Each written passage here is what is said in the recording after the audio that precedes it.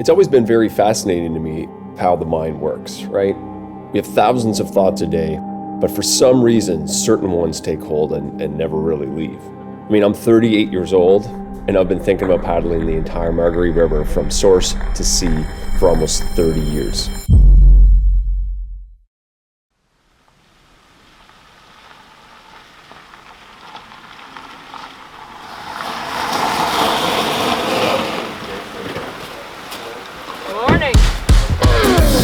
This film is kind of a hybrid between a documentary and a vlog sort of thing. I don't know. It's a story about an idea and how just the smallest of ideas paired with a little bit of creativity can lead you down a path you never knew existed.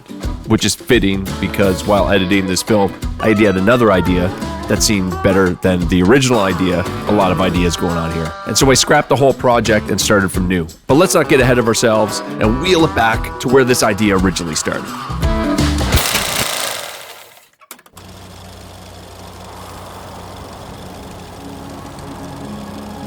It was early 2021. We were 3 days into a 5-day snowshoe trip deep in the Cape Breton Highlands. We were all swapping stories around the fire, reminiscing about past trips, talking about future ones, and as I sat there, the only one I kept thinking about was an idea that I've had since I was a kid, to paddle the entire Margaree River from source to sea.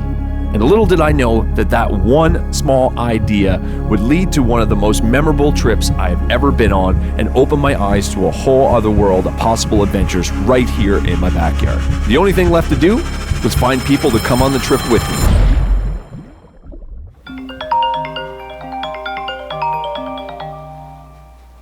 Hey Jimmy, what's up? Hey, what's up? So I get this idea for a trip. I want to get up on the Margaree River, right? And we'll go up above Big Interval Bridge. Yeah, I'm in. Which is way to hear my... I'm trying to figure out where we're going to put in. We're going to have to scout all the way up the river and go have a look once the snow melts in the highlands. So, okay, that's a good time because there's the Sea Run Brookies. Yeah. Called the Strawberry Run. Why don't we call it the Strawberry Run? Oh, in June. Yeah. Yeah. Okay. Well, you want to do it around that time? Maybe we can do a little fishing at the end of the run. Okay. Do you know anybody else? Logan might want to go. Logan Landry. Yeah. Why don't you just get a hold of Logan and then let me know, and then we'll start scouting this and trying to figure it out. Sure. So that'll be fun. All right. I'll talk to you a bit. Talk to you later. Cheers. Bye. Okay, bye. So I'm a big believer in that any adventure is only as good as the people you bring along with you. I don't know about you guys, but sometimes the way I see it means you've got to trade in a bit of experience for pure grit. I've never paddled before, so I'll be good. From here to here.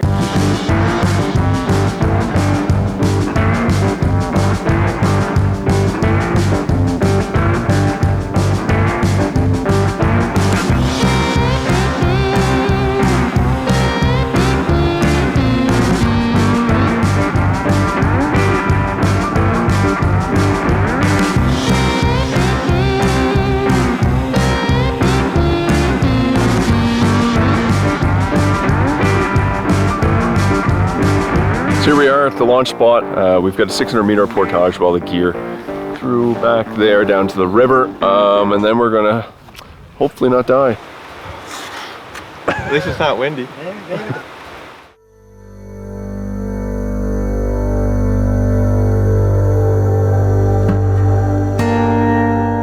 If you ask anyone who's ever been on a trip with me, they'll be the first to tell you that suffering, that real type 2 pushing type 3 fun, it's not only a possibility, but it's damn sure a requirement.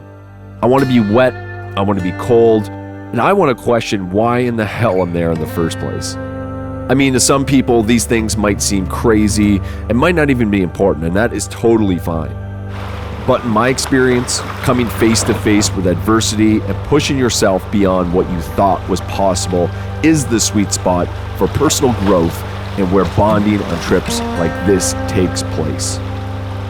I mean, when was the last time that you got inspiration from a story about rewatching The Office for the 5th time? Nah, trust me, you need to go much deeper into the pain cave for that to happen. And that's the beauty of it.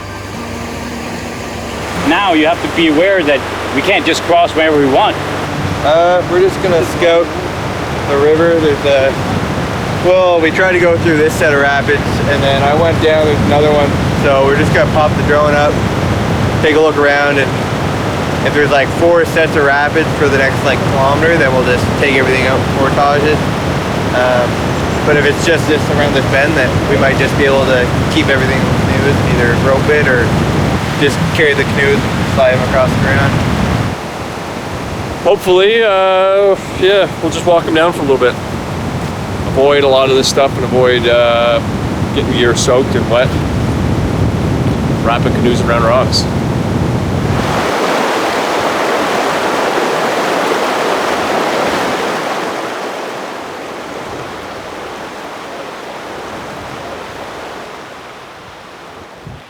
Oh, he's going for it now.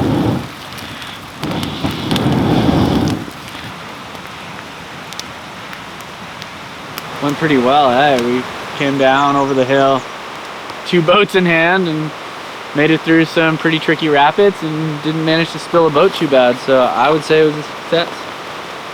That's screaming for ketchup.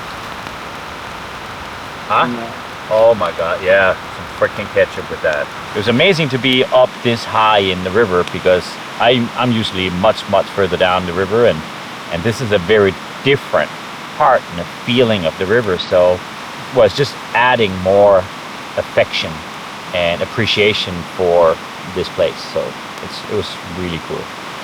The Margaree, I find, like I was saying earlier, that I've driven by it a million times in the Cabot Trail and stuff, but until you actually like get out on the river, it's a whole other world.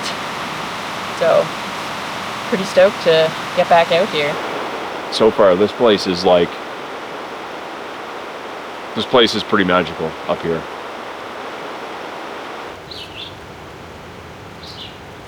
Well, she's watching us, so I'm watching her, and it's a bald eagle, and she's sitting up there in a shallow run, waiting for fish to move through, and so she's a good sign. You get out of your comfort zone and you go on a trip like this on a little bit longer time, and the first, sometimes, I don't know how it is for other people. For me, it's like there's a struggle.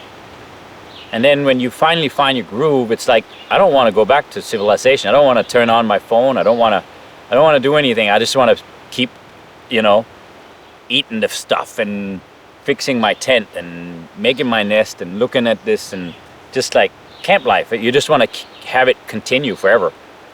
And so I guess I'm probably at the, let's just continue this. Are we going to maybe canoe to Inverness or Meat Cove? Like, I'm in.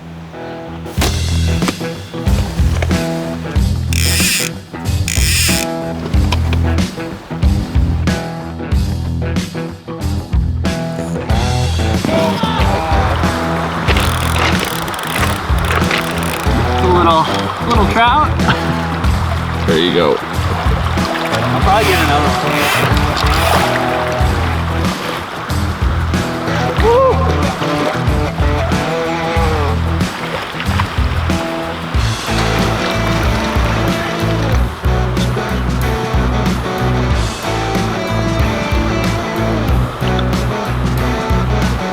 Trekking through the woods for 3 days.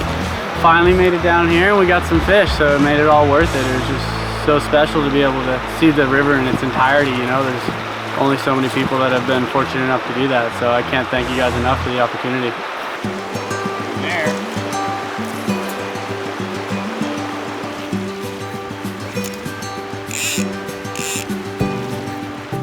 On trips like this, it's so important to take a minute and slow down, to really enjoy the moment that you're in right now. Because this moment, right now, this exact second, is once in a lifetime, man. And then it's gone in a flash.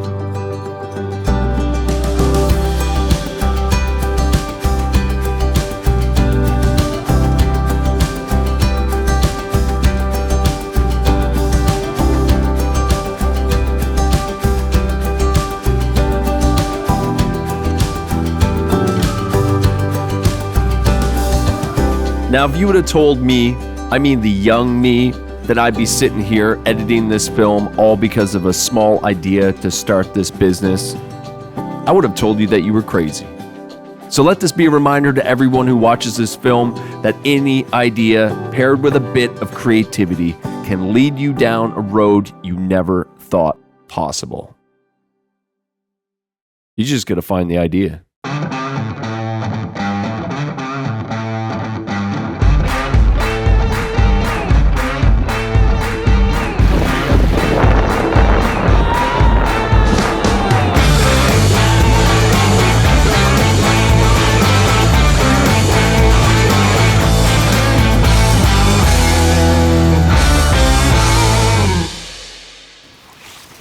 We're a little behind schedule.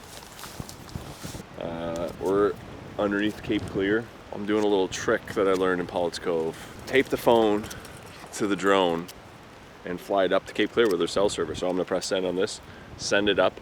Hopefully it'll connect and send that text message. So nobody calls search and rescue for us.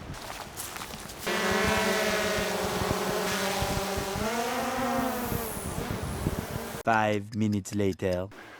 It's actually the first time that's ever happened. Third time I've tried. First time it happened.